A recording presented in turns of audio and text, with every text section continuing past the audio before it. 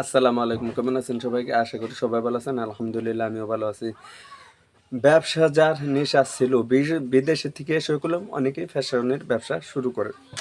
আ ব্যবসা অনেকে আছে না যে আমাদের এই বাংলাদেশ থেকে আমাদের মতন এরকম যারা ব্যবসা করছেন এবং ব্যবসা ছোটোখাটো ব্যবসা এবং বড় ব্যবসা, তারপরে ফ্যাশনের ব্যবসা, গার্মেন্টসের ব্যবসা, যে কোনো ব্যবসায় করেন না কেন, সেই অবস্থায় যদি আপনি প্রবাসে কিংবা বিদেশে চলে যান, কিন্তু ব্যবসার নেশা যেটা সেটা কলম থেকেই যায়।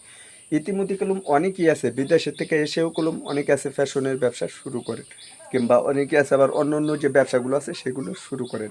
কিন্তু ব্যবসা যাকে একবার ধরবে সেগুলো ব্যবসা ছেড়ে অন্য কোথাও তার কিছু ভালো লাগবে না। হতে পারে চাকরিজীবী, হতে পারে কাজকর্ম, কিংবা হতে পারে প্রবাসী বিদেশে গেছে, বিদেশে থেকে এসেও কলম অনেক ভাইরা আছে কলম ব্যবসা করেন। এইবার প্রশ্ন আসতে পারে, যদি আপনার এরকমটা হয়ে থাকে যে আপনি কোনো কিছু ভালো লাগতেছে না, কিংবা বিদেশে গেছেন, বিদেশে থেকে এসেও কোনো অনেকে আছে ব্যবসা করতে চান, কিংবা অনেকে আছে যে টাকা পয়সা বেশি হয়ে গেছে, কিংবা বাড়ি গাড়ি করছে, তারপরেও দেখা যাইতেছে আপনার একদম ফ্রি, সময় কাটে না। আমাকে অনেকে কমেন্ট করেন যে ভাই আমরা কি করব আসলে বুঝতে পারি না। তখন তো আমি তাদেরকে একটা উদ্দেশ্য করেই বলি, একটা কথাই বলতে চাই যে দেখুন, আপনি একদম ফ্রি আছেন, বেশ ভালো কথা।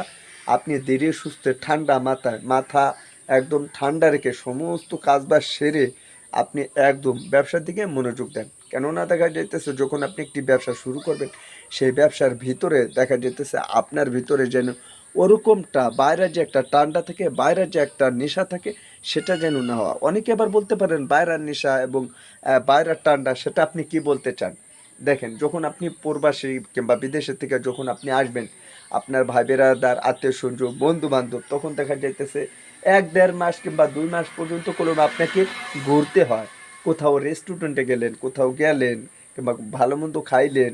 অনেকে আছে আবার কুয়াকাটা যান, কক্সবাজার যান, কিংবা টাকা পয়সা, এই যে টাকা পয়সাগুলো, হ্যাঁ, এই যে টাকা পয়সাগুলো এখানে শুধু শুধু কলম মানে অপচয় হচ্ছে। তো আমি বলতে চাই কোনটা, অনেকে আবার বলতে পারেন আমার টাকা আমি খরচ করব, তাহলে সেটা অপচয় কোথায়? হ্যাঁ, আপনি করতে পারেন, তাতে কোনো অসুবিধা নেই। তো আমি বলতে চাই হ্যাঁ, আপনি সময় দেবেন, সো অল্প সময়ের ভিতরে যেন আপনার টাকাটা যেন অপচয় না হয়, টাকাটা যেন বাড়তে থাকে, কিংবা টাকাটা যেন কাজে লাগে, সেই ব্যবস্থাটা করতে হবে। বিদেশে থেকে আসেন, ওই টাকাটা যেন নষ্ট না হয়, কাজে লাগে, ব্যবসার দিকে আপনি মনোযোগ দেন, কিংবা আপনি ব্যবসা করুন, তাহলে দেখা যাইতেছে আপনার জন্য অনেকটা ভালো হবে।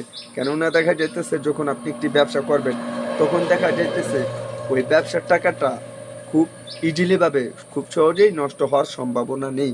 কেননা দেখা যাইতেছে ব্যবসা এরকমই একটা জিনিস, যখন আপনি একটি ব্যবসা শুরু করবেন, সেই ব্যবসার ভিতরে অনেক ভাইরা আছে ব্যবসা করে ভালো টাকা ইনকাম করতেছে।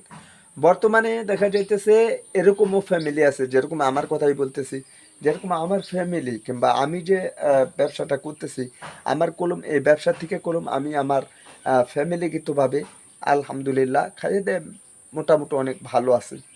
তো প্রত্যেকটা ফ্যামিলি, প্রত্যেকটা ব্যবসা, প্রত্যেকটা জিনিসই এরকম হয়ে থাকে।